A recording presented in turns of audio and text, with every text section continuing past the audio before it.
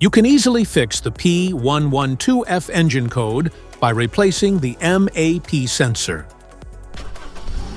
This indicates a discrepancy between the intake manifold's pressure and the mass airflow calculated from the throttle's position. Under this circumstance, stop driving and repair your vehicle immediately. The manifold absolute pressure sensor, or MAP sensor, works with intake air pressure to define proper air and fuel quantities required for the ignition cylinders. It is located on the intake manifold, either next to or on the throttle body itself.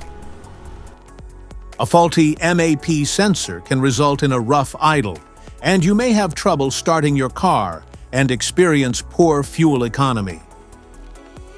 So here is the practical solution to fix the P112F error code at home. The MAP sensor.